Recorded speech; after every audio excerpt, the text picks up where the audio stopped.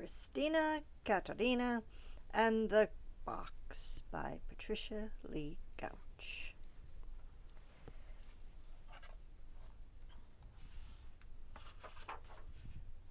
Christina Katerina and the Box.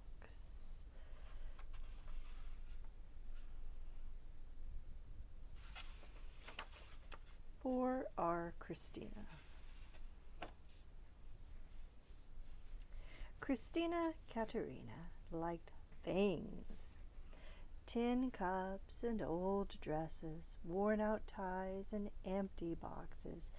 Any of those things, but mostly empty boxes.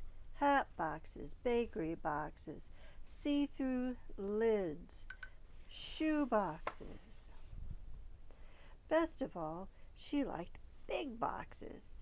So she was happy indeed one sleepy summer day when even her sometimes friend, Fats Watson, was out of town to see a truck driver deliver a great tall box.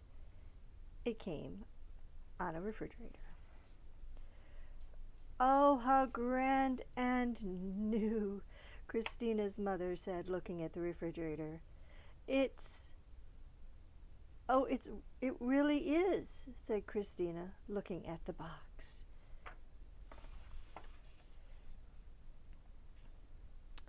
And she quickly claimed the box for her own and dragged it under the apple tree. To Mother, who was very neat and tidy, it seemed that boxes were for basements or trash barrels, not for front yards under the apple tree. But she decided that it couldn't hurt. It couldn't possibly hurt for one day or two to have the big box in the front yard there under the apple tree. That afternoon, Christina's father cut a window and door in the box. And Christina painted on turrets, a drawbridge, and bolts for the door. The box became a castle inside. She put sticks on the windows for iron bars. She brought in all her cups and saucers and a lot of fig Newtons in case there was a battle and she couldn't get out.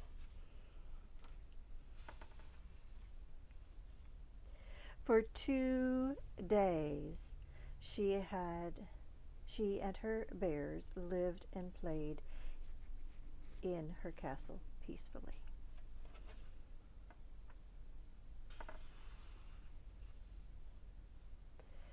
Until Fats Watson came home. He sneaked into her castle while she was out to lunch and ate all her fig Newtons. And she locked him in until he hollered, "I'm sorry," 15 times. When she finally let him out, Fats gave Christina's castle a kick and over it went smack on its side. Mother came out and saw the fallen box. "I see that's the end of the castle, Christina," she said with a smile and started to haul it away. "But that's no castle," Christina hauled it back again. "It's my clubhouse." And it was. For 3 long hours, right there under the apple tree, Christina changed the window to a door and the door to a window.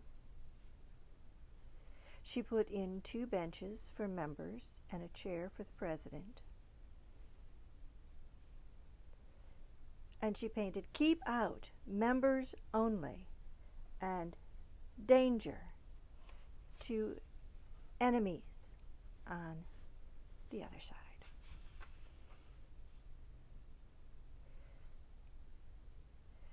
And she let Fats join.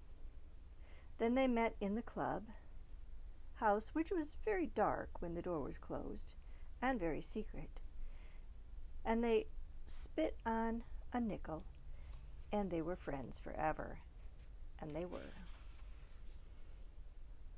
Until one day when Fats got angry at always being vice president, and he climbed on the clubhouse roof and promised to sit there until Christina made him president.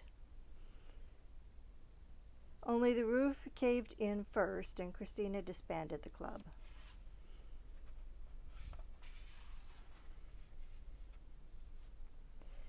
When Mother saw that the sat-in box, she brushed her hands together. Now she would have her nice yard.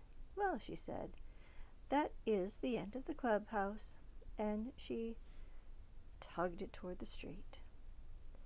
But that's no clubhouse, said Christina, tugging it back again. It's my race car. Mine, and I'm late for a race. Before speeding off, Christina put the top on the bottom and turned the window into a cockpit, and on the side painted two magnificent curling silver horns, which she blasted at Fats every time he rounded the apple tree. For 2 days she raced around the yard and won every time.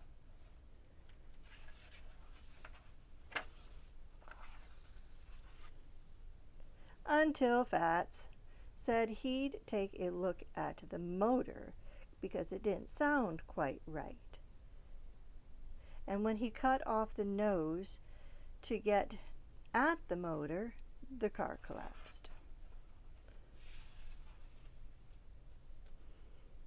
Christina's mother was relieved.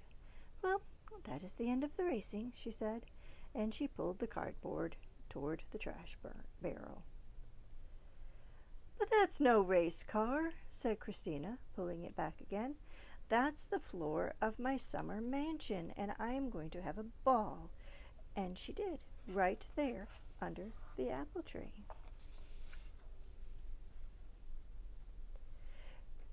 She patted the box out flat and drew furniture on each flap. There was a stove and refrigerator for the kitchen, a bed for the bedroom, and a grand piano and a violin for the living room, so there would be music for the ball. Then she and her bears and Fats dressed up in grown-up high heels, and they invited kings and queens and some presidents and one vice president to come. And everybody came, and they danced until their feet hurt and they had to take off their shoes. Even without shoes, Christina had a wonderful time.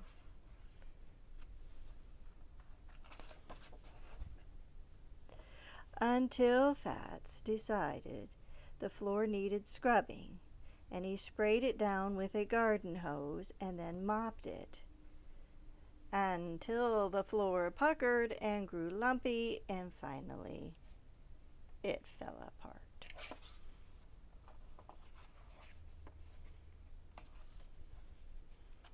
It fell apart. There we go. When Mother came out a little later and looked at her front yard, she shook her head and said, well, and then, is this the end of your grand floor? What floor? Asked Christina, who was running by. Oh, you mean that old ragged box. Let's do throw it away. Mother breathed a sigh. At last she could have her nice, neat yard.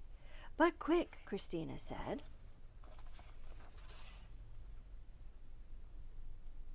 Fats's mother got a washer and dryer today, and he's bringing 2 ships down now. I said my mother wouldn't mind a bit if we sailed them here in the front yard, right under the apple tree.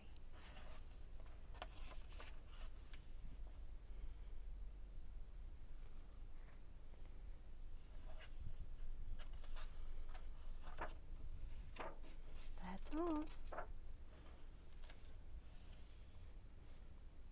See you next time.